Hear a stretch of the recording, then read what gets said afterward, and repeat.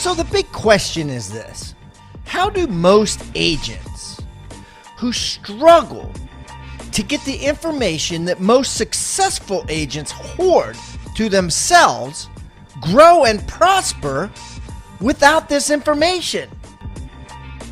That's the big question, and this video cast is the answer.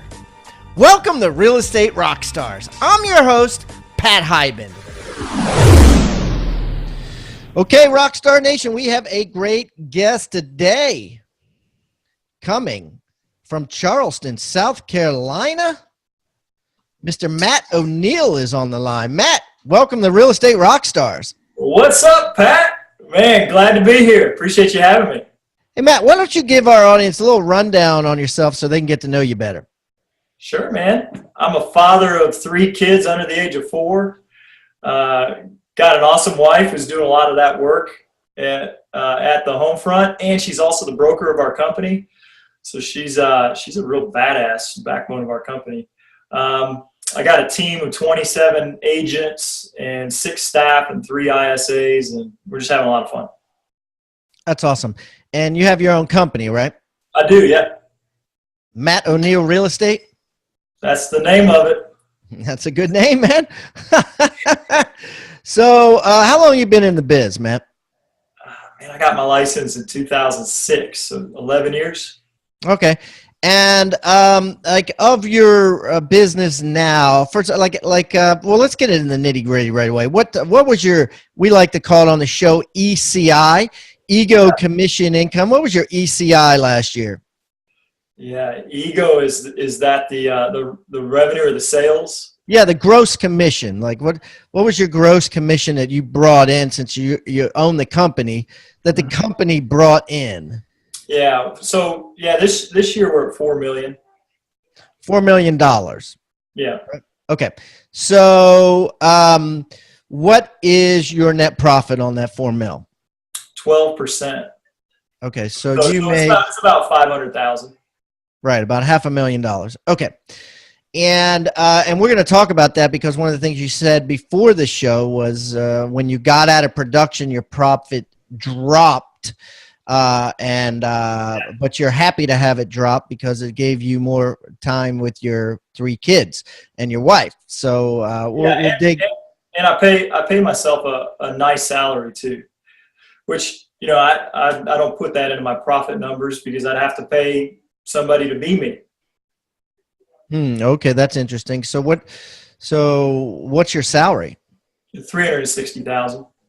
Oh, that's a big. That's a big. You probably should put that. Well, it doesn't matter. So we'll put that in. If we put that in, you're more at like 20%.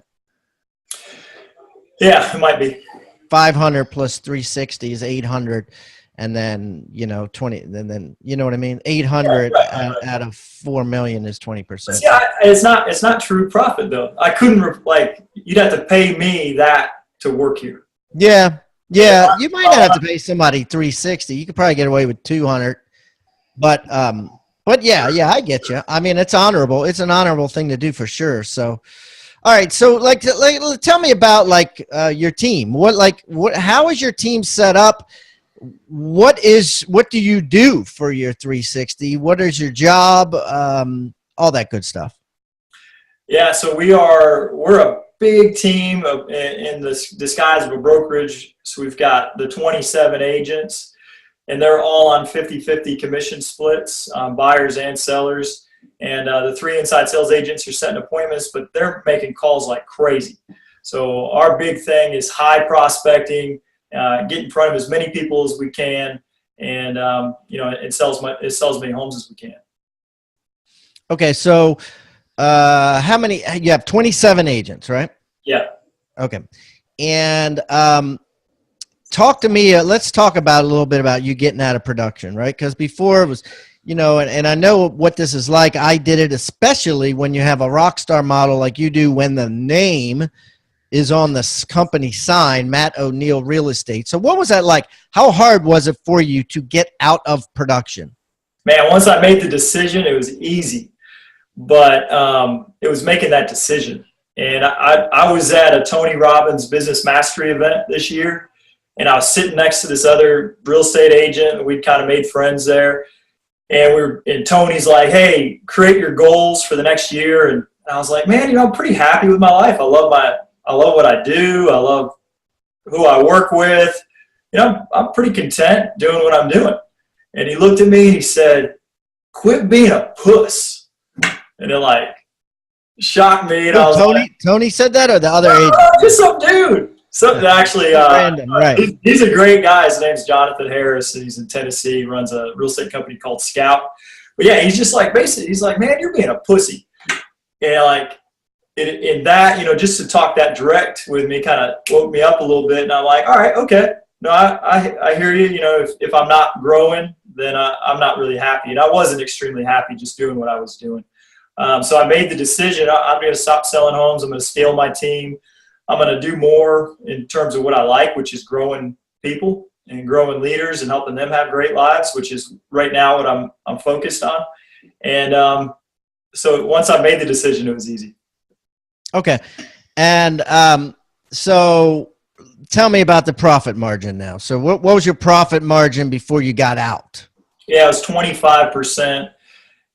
Plus my salary. Plus your salary. Yeah, so 30%. So you dropped maybe 10%, right? Or more, right? And you had to do that. So tell me about the transition, what happened, all that stuff. Sure. I still had a listing inventory, and I still do. So I'm riding that out and closing out the sales that I have, which is nice, a little bit of a transition. And I just, as soon as I decided to stop selling homes, I decided to start hiring agents. So I hired 10 agents in the past 6 months, grew my team from 16 to 27. So actually 11 agents. And just put my focus into growing the team to scale to make up for that production. And you got, you came back from Tony and you said, okay, I'm doing this. First call comes in. Hey, Matt. Of course, it's probably someone someone you took, someone you sold a house to before that you felt connected to. Tell me about, what you said to them, how you transferred it over to somebody else. Yeah, I just said, our top agent's going to work with you. He's awesome. He's been with us a long time. He's going to do a great job for you. In a couple of situations, I actually had to go on the first meeting with the agent to transition. But I just made a decision. I'm not going to take a client. That was that. Yeah. One of the best scripts for that is Howard Brinton taught me this way back in the day. We used to say, let me tell you how we work. Sure. Just take control of it like it's a doctor's office or a lawyer's office. Let me explain to you how we work. I have a top agent. She's better than me, right? That does all the listings. She's going to come out. She's going to give you a market analysis, blah, blah, blah, blah, blah, blah. So yes. That's awesome. All right. And what about emotionally? Was it tough? Were you like, oh, no, I'm making less money. Oh, no, they're going to drop the ball. Oh, no, they're going to lose business for me? No, Pat, I was burned out, man. I got 2 lawsuits this year, had a bunch of just unappreciative clients throughout the summer. So, which all of that stuff was good because it just made me just hate working with sellers this summer. So it made me stop and working with them real easy. So why was someone suing you? In both situations, the seller misrepresented the house and I represented the seller. And then the buyer sues the seller and sues the agent that represents. Yeah, of course, right? Sue everybody. Yeah, and the buyer's agents, right? And like in one lawsuit, I'm one of 13 named. Wow. Yeah, I mean that's how the lawyers do it, right? They sue 13 people and somebody's got deep pockets in there, or someone's going to settle out, or someone's going to have insurance, right? And they just sue everybody. Yeah, it's still not fun though. No, it's bad. It's bad. But okay, yeah. And it's hard not to take it personal. Sure. And I'm with you. I think that a lot of agents go through the same thing. It's very easy to delegate tasks in real estate when you've reached a threshold. Most agents I talk to, like they get rid of they start getting rid of buyers as soon as they get so sick of driving them around in cars. And then most other agents I know, they get rid of sellers when they just get fed up with other things. You know what I mean? It almost is a good thing to get fed up with things because it helps you move on. It actually helped me move on to do this and to create Rebus University and Real Estate Rockstars. And then I had gotten so fed up with even the management and the entire process after, 20 plus years in the biz. So I think it's a good thing because it helps us create change and do bigger and better and different things. And that's good for your soul. I agree. Yeah. All right. So where's your business come from? First of all, what percentage of your business is listings? What percentage is sales? Yeah, man, we're 55% listings, 45% buyers. Over half of our business is sphere of influence and referral. And then like our next highest, that makes up like 55 to 60%. And then our next highest would be expireds and for sale by owners, which are like 12%. So there's a big gap. Yeah. So I have to imagine you have some serious accountability and some serious like prospecting systems in place. Tell me about those. Yeah, man. We want all of our agents to have 20 conversations a day, which would be 100 conversations a week. And our objective from that is to set 2 appointments and sign 1 client a week.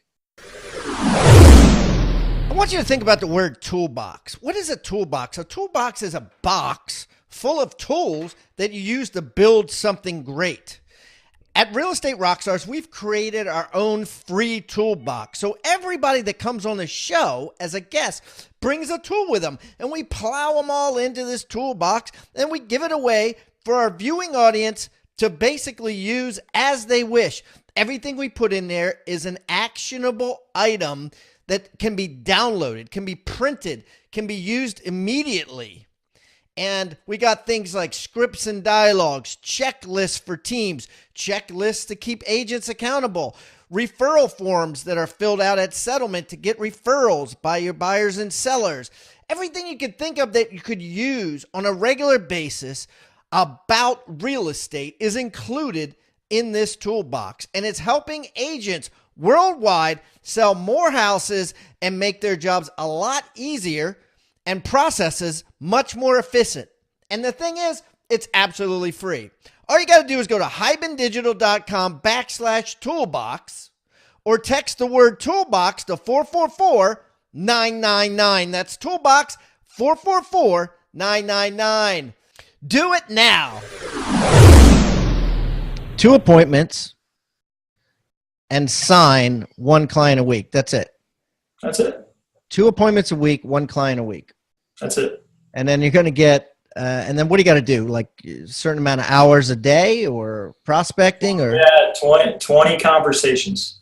So we use you said that. 20 conversations per day. Per day, yeah. So we use the Mojo dialer. So you can get 20 conversations in hour and a half, 2 hours. And, the thing is if you don't focus on the conversations, our agents were having like 3 or 4 conversations a day, and they would think that they worked the whole day long to get those 3 or 4 conversations. And really they just dialed the phone like 10 times. So once we started to really track how many people you're talking to every day, and the minimum is 20, our team really blew up. And on Mojo, we can see how many conversations they're having. And I had them all read this book called Fanatical Prospecting by Jeb Blount. And that put things in perspective. Oh, that's funny. He was on my show earlier today, Fanatical Prospecting. So what'd you learn from that? Yeah, it's nothing new. Make phone calls every single day, and you're going to have success. And if you don't, then you won't. Yeah, you don't, then you won't. Right. And, okay, so what other systems are you excited about that you're using with your team? Yeah, I just got this tip from Tim Heil. Tim came to Charleston, and he uses a lead hopper. We've got 1,100 leads that are coming into our team every month. And what Tim does is he lets an agent, whoever gets to it first, call them immediately. And then the goal is, Zillow taught us that we need to call these leads, call, text, and email 3 times in the same day. So as soon as you get it, call, text, email. A few hours later, call, text, email. Later that evening, call, text, email. Do the same thing the next morning. So the hopper, we let them have access to that lead until 10 a.m. tomorrow morning. And then if they haven't made contact by 10 a.m., it gets put into this hopper. And then with that hopper, all the agents can check it out and they can mojo through the leads that haven't been contacted the day before. But it puts the pressure on the agent who got the lead to call, text, and email as many times as it takes to get that guy on the phone today. Yeah, because after 10, it goes to the sharks. It goes, yeah, anybody can take it. No matter what. Now, what if they book an appointment on that lead or get a hold of them? How do they keep the lead from getting thrown to the sharks? In our database, they just have to make notes. So long as they make notes, they'll automatically stop it and say, I'm not going to feed it to the sharks. So we've got a virtual assistant who reads through the 40 leads that came in yesterday. At 9 a.m. or at 10 a.m., she's starting to read through the 40 leads. And any of them that have notes that they've actually been spoken with, they get to stay with that agent. So and any of them that don't, they get thrown into the hopper. I love that, right? Yeah. I mean, it's like tick, tick, tick, tick. It's like the first 48, the TV show, right? If your chances of closing the lead in the first 48 hours drop in half if you don't schedule an appointment with them or something like that, right? Yeah, and then, so what's so cool about this is the next day, which is today, the leads have been being called probably 2 or 3 more times by different agents who are mojoing through the leads from yesterday. So not only is there intense focus the day we get it, but there's intense focus each day going forward. That's awesome. That's awesome. What about phone apps? What's a cool phone app that you're using? Yeah, I know you said you would ask that question. My favorite app right now is the iOS update that the iPhone did. Why? When I'm driving, it doesn't allow me to receive text messages. Yeah, mine does that too. Yeah, freaking love that. I for years I've been looking for this app because my self-discipline was low on not looking at text messages, and so I searched to find an app that was like that, like maybe 4 or 5 different times. So the fact that they just built it into their phone is awesome. It's going to save lives. Yeah, and it texts the people back and says, "I am driving. I don't get texts." Right. And I love it. And then if you try to log in, it makes you go through a process where you have to do the thumbprint and say, "I am not driving." Click a button that says, "I am not driving." Yeah, so the hardcore addicts to texting and driving are just going to go ahead and say, "I'm not driving," but it's that barrier. It's going to deter some people like me. I took a picture of my children and taped it to my steering wheel, and under it I said, "Matt, your kids deserve to have a dad. Don't text and drive." And I had to get that personal with it to stop, because I'm driving down the road like this, about to kill myself to make a few extra real estate deals, which who cares? Yeah. I am shocked at the amount of people that still text and drive. Man, it's everybody. So just look. It is everybody. Yeah, you stop, get to a stoplight, look left, and the 2 people next to you are doing this. Even driving down the road, if you get, parallel with people, you look at them, you're like, "Are you kidding me, dude?" I mean, it's amazing the amount of people that still do it. So I'm with you. I mean, it can wait. Like the bumper sticker says, it can wait. Right. So, okay. So you've been at this for a while now, 11 years or so, right? You got, what would you say, like a failure that you've had? Can you tell a story about a failure that you've had and what you learned from it that other people listening might learn from? Man, I've had a lot of failures. The biggest one that almost knocked us out of business, I tried to save some money and hire a local accountant to do my payroll because he wasn't going to charge $30 a month like ADP. He was going to charge $15 a month as part of my accounting fees. And I let him do that. And then he's like, yeah, we'll just change your notice address to my office for all the IRS and state notices. So that you don't have to worry about that kind of stuff, and it'll keep you focused on doing what you do best. And it all just sounded so wonderful.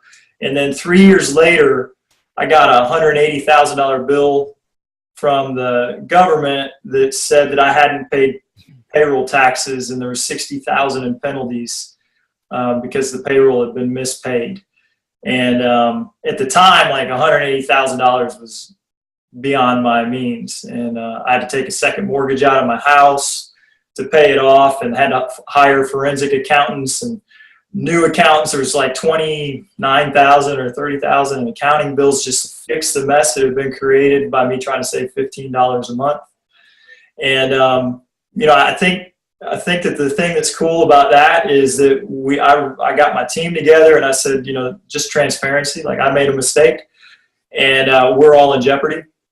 And we can go ahead and fold right now, or we can go ahead and get better.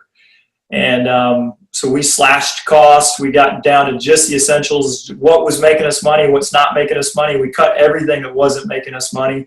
And like I worked a lot harder. Everybody rolled up their sleeves and worked hard. And then we came out of it. We paid that bill back by April. We got it in January. So 4 months later, we paid the whole bill back. And we were so much stronger that year. And I think it's because we got focused. Yeah. It's totally worthwhile to overpay for accountants, I believe, lawyers, and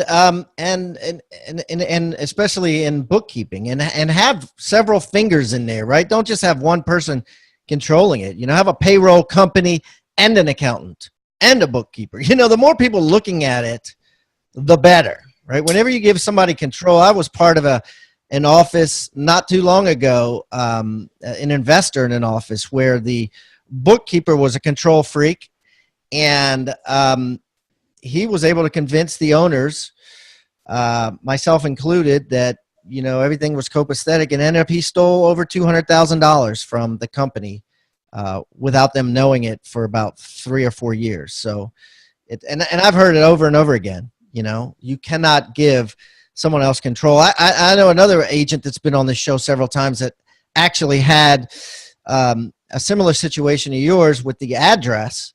And this bookkeeper was basically taking loans from the credit line and not paying them back. And everything was addressed to her. So she, you know, ended up taking about the same amount, 200 grand. Sure. From him, and he never got it back.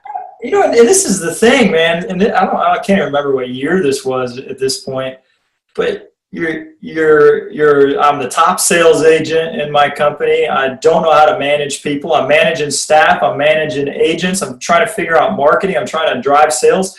In accounting and bookkeeping and all that shit is just not your focus, because if you don't have money, if you're not bringing in sales, you don't have anything to account for.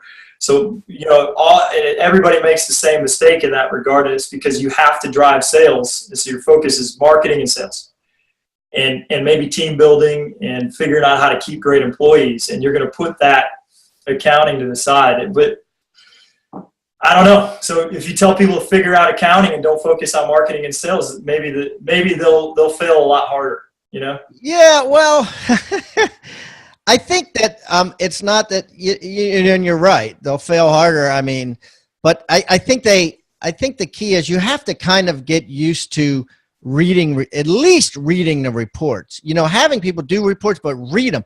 Spend time. If you're not good at reading them, you know, get one of your staff to sit down and read it with you and say, what does this mean? Right? You know? Yeah. I read the book by Greg Crabtree, Simple Numbers, Big Profits. I don't know if you've read that one, but it's no awesome, short accounting book. And I read that book and I learned accounting, and I learned how to focus on making a profit. And at the time we were at 5% profit. I read that book. We jumped to 15% profit the next year, because his whole focus is what's your profit percent. And I learned how to really read the numbers. And then, like, after this accountant, I just called Greg, who lives in Alabama, and I was like, Greg, will you be my accountant? And I flew him into Charleston, and he's my accountant. Yeah. Yeah, that's the way to do it. Mine's in Texas, and I live in South Carolina. It doesn't matter where they are. Sure. You just need somebody good. So let's talk about listing appointments, because now you've got these agents that you're super training them now on how to close listings better than Matt did, right? So, yes. So tell me, and this is an angle question, right? How how can I, if I'm a new agent, I'm a solo agent, I'm an agent who doesn't have the firepower that Matt does. I don't have the big name, but I'm a damn good agent. How do I beat you on a listing presentation, or how do I beat someone from your team on a listing presentation? Yeah, man, it's a great question. And the number one reason that somebody's going to hire you is that they like you. So if we lose, it's because we got out-friended by the other agent. The other agent built a better relationship, connected stronger, was better friends than our agent was. And our agents aren't losing based on merit or marketing or how much we're going to spend or how many homes we've sold or what success we've had in their neighborhood, because we've done better than everybody in those metrics. If we lose a listing, it's because they like the other person better than they like our person. So to a new agent, you just need to figure out, I'd read everything you can on building rapport, on how to make connections, on matching and mirroring, on pacing and leading. And you have to make a connection with both the husband and the wife and connect with them outside of just real estate. So what I train our agents to do is that connection is number one. And so even us, with all the stats, I'm like, stats in your presentation don't mean shit if you don't connect. So what we tour the home. We're looking for things inside the home that we can relate to, the things that we like, so we can compliment them on those things. Things like what school they went to, if they're into sports and we're into sports. Anything we can talk about where they're going to like us and see that we're common and the same. I want you to think about the word toolbox. What is a toolbox? A toolbox is a box full of tools that you use to build something great.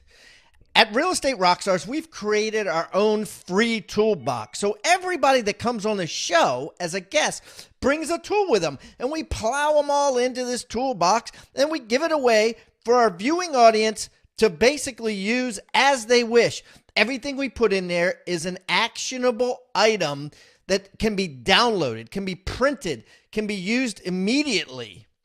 And we got things like scripts and dialogues, checklists for teams, checklists to keep agents accountable, referral forms that are filled out at settlement to get referrals by your buyers and sellers. Everything you could think of that you could use on a regular basis about real estate is included in this toolbox. And it's helping agents worldwide sell more houses and make their jobs a lot easier and processes much more efficient. And the thing is, it's absolutely free. All you got to do is go to hibandigital.com/toolbox or text the word toolbox to 444-999. That's toolbox 444-999. Do it now. Yeah, I like that. So what I'm hearing is, take your time, right? Don't be one of these whiz bang listing appointments, because you won't get it, right? Don't be in and out. Allow them to go with you when you're touring, because that is a rapport building activity. It's not, a lot of agents say, oh, it's a waste of time. You guys wait here and I'm going to tour through the house. No. Use that to say, oh, your kids play hockey. My son plays hockey. Is that what you're saying? Yeah, absolutely. In fact, I tell my agents it's a requirement that both the husband and the wife tour the home with you. And if the wife is like cooking dinner and she's like, oh, I'll send him, he'll show you, we have a script to pull her in. We say, you know what? We're probably going to sell this home to another couple with a husband and a wife like the two of you. And the female perspective is probably more important, because we all know that the wives make the decisions. So it'd be really valuable if you could walk this home with us and tell me what you like about it, so I can sell it to other people that are like you, and get her to come with me. Because if I connect with the husband on sports and football and all that, and I don't have any connection with her, she can veto hiring me and hire the person that did connect with her. Right. And then someone else connects with her, right, because she's not cooking, because they came at 3 p.m. Mm-hmm. And she's like, well, I really like, this person better. Yeah, and then the husband, he just wants his wife to be happy, so he'll say sure. And it could be the other way. Like the husband could say, hey, she'll show you around. I have work to do. And he'll go work on his computer or whatever he's going to be busy tinkering with, and I'll use the same script on him, because I need both of them to connect with me. And then if one won't go, then when we sit down at the table to go over stats and presentations, I tell my agents, you cannot start until you've connected for at least 10 minutes with both parties. So I just have them sit there and ask them questions about where they're going, even though they know all this information, to build that rapport again. Wow. And so let's talk a little bit about, so you said the number one source, you're going SOI is your number one source of business. That's buyers and sellers, right? Right, yep. What sort of follow-up programs are you using currently other than calling them?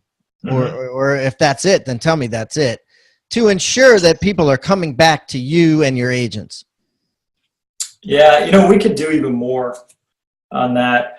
But we've got them in our database, which is Infusionsoft. We've got a campaign that tells the agent to call them every 6 months. We text them every 6 months as well. So they're getting a phone call or a text every quarter. And then we use viral marketing to send 2 videos a month. And we have, each quarter we have 2 events, 2 charity events, and we'll invite our sphere of influence to build a house with Habitat, or stop by our office and drop off Low Country Food Bank at Christmas time, and we'll match whatever they drop off. But we link our SOI events to charity because it allows us to give back. And it also, a lot of our clients just love it because everybody wants to be charitable, and they're not everybody is. And so they look to, when we ask them to be charitable, they say, oh yeah, this is awesome. This is my chance to give back to the community because Matt O'Neill Real Estate's asking me to do it. Yeah, that's awesome. Let's dig deep down on that because, Habitat for Humanity is something that a lot of agents give to, or like you said, want to give to. So tell me about the process of setting that up. Let's say some people are listening now, which I hope they do, and they say, I want to do that. Tell them what to do and how to do it. So we call Habitat and we say, we're going to bring 60 volunteers, 30 in the morning, 30 in the afternoon, to help build a house. What day can we do it? And they say, in this case, it was a couple Fridays ago. We email our database and say, help us build a home for Habitat. Everybody who emails back, we say, do you want morning shift or afternoon shift? And then once we fill up with our 60 spots, anybody else that asked if they can join, we say we're going to do it again next year. Habitat's an awesome cause. If you'd like to donate to them, you can here. And then the day of, we just show up and put on our tool belts and build a house. So you don't have to fund said house. You just have to work at said house, right? Yeah, and then we donate to them as well. We didn't, when we first started, we didn't have any money. We would just go build the house. And it was great. My whole team was there, and it's a real good bonding experience to build a house all day with your team members too. Yeah. I think a lot of people think, oh no, I can't do Habitat because if no one shows up, then I got to buy a house or build the house or raise money for the house. But that's not the case. You can just show up and work. And then if it morphs into something bigger where you happen to be the main sponsor, that's a whole nother thing. And hopefully you'll get to that point. Sure. For us, it was we just picked a calendar. When we started this, we said, all right, there's 12 months in the year. We're going to do 12 things. And we just had January was empty, February was empty, March was empty, and so on. And we just started to fill in, what are we going to do in January, February, March, April? And then we repeated the events we liked. So Habitat's been one that we've done now for 5 years because we really like it. Low Country Food Bank, this is just our 2nd year. Pet Helpers in April, we've done for about 4 years. We give tickets away to the baseball game in May. We give tickets away to a movie on Daniel Island in August. So these are events that we don't have to think about anymore because we did them once and we liked them and we stuck with them. Yeah, that's awesome. And you just invite people, and the way they come is they got to tell you that they're coming. They got to RSVP, and then you're not at risk too much, right? Because you're just only buying the amount of movie tickets as people RSVP. That's it. That's awesome. Okay, so let's wrap this up, Matt, with our flagship question, and that is this. If I were to take you, right, and put you on an island. Now, it's not a deserted island. It's an island with a lot of commerce. People are buying and selling real estate. But I make it a game show, and I take 9 other real estate agents, and I put them all there the same day as I put you there. I give each agent $1,000, a laptop, and a cell phone. Whoever sells the most houses in the first 6 months on this island wins $10 million. How are you going to win this game show? Yeah, to sell homes in 6 months, you'd want to focus on buyers. But that's not the way I'd set up my business, because buyers take all my time. So I would focus on sellers. And then if I didn't win the 10 million, I didn't win the 10 million. But I think the premise is, if I'm a new agent and I'm just getting started and I need to sell as many houses as I can in a market, how do I do it quickly? And so for me, if you parachute me into a town I've never been in and you give me $1,000 at a phone, I'm going to start with expireds and for sale by owners. And I'm just going to call every expired and for sale by owner every single morning at 8 a.m. And I'm going to go back this past year, and I'm going to go back the year before that, and the year before that, and the year before that. And that's going to be my start. And then I'd focus on, okay, what else is really cheap as far as seller leads go? And that's just neighborhood calls. So I'd pick up a dialer like Mojo and a database like Cole, and I would call all around the most expensive neighborhoods, because the more expensive the houses, the more commission, the more sales. And I'd find out who in those neighborhoods is thinking of selling. And I put them in my database and build a pipeline of people that are going to be selling this year. Sounds like you put the phone to your ear and you wouldn't take it off. No, that's it, man. And, I tell my agents 20 conversations. If I'm trying to win a game show like that, just have 100 conversations a day. That's awesome, Matt. Well, listen, this has been great, buddy. I really appreciate you coming on. As you know, everybody that comes on the show contributes to our agent toolbox, and we take the item of utility that they contribute, and of course we put it on their show notes so anybody can look and send Matt a referral, reach out to Matt and say, hey, thank you, by going to hibandigital.com/Matt O'Neill, right? And it's N-E-I-L-L, Matt with 2 T's and then 2 L's at the end. Okay, Matt. So as you know, everybody that comes on the show brings a gift with them. Your gift is a net income worksheet. Tell me about that. Yeah, and again, this is for a new agent that's trying to figure out how can I be the most successful that I possibly can. And everybody, I'll tell you, I talk to so many new agents, so many people interview with me and want to work at our company. And I'm always trying to flush out the ones that think that they can sell homes on Facebook or email or create a marketing campaign that's just going to drive business into their lap, versus the ones that know that they need to pick up the phone and make a bunch of phone calls, because that's how sales are made. And this net income worksheet says, how much do I want to make this year in income? And then it breaks it down. So if I need that much, how many homes do I need to sell? If I need those many homes, how many clients do I need to sign? How many appointments do I need to set? And then ultimately, how many phone calls do I need to make each day? And if you look at how many calls do I need to make today, how many appointments do I need to set, and how many clients do I need to sign to hit my income goal, and you do that consistently every single day, then you'll hit your goal. And if you don't do that, then you won't hit your goal. It's just that simple. Bottom line. Well, that's an awesome thing to have, and I really appreciate you sharing that. So, guys, if you want it, go to hibandigital.com/Matt O'Neill, and it's O-N-E-I-L-L. And Matt has 2 T's and O'Neill has 2 L's. Or you could go to hibandigital.com/toolbox or text the word toolbox to 444-999, and you can get Matt's net income worksheet as well as all the other gifts that guests have given. Matt, thanks so much, buddy. And since you're in Charleston, and so am I, we will definitely be connecting in the very near future. I look forward to it, Pat. Thanks for having me on, man. Thank you for watching Real Estate Rockstars. Please give us a review wherever you're watching or wherever you're listening. We eat feedback for breakfast, and I don't care whether you give me a 1-star review or a 5-star review. I just want the review. I want to know what we're doing right and what we're doing wrong. Would love to improve things.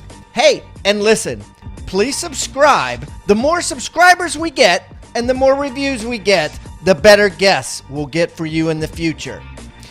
Feel free to reach out to me anywhere on social media. Just type in my name. I'm everywhere, and I look forward to meeting you in the digital world. Have a great day, and thanks again for listening to Real Estate Rockstars.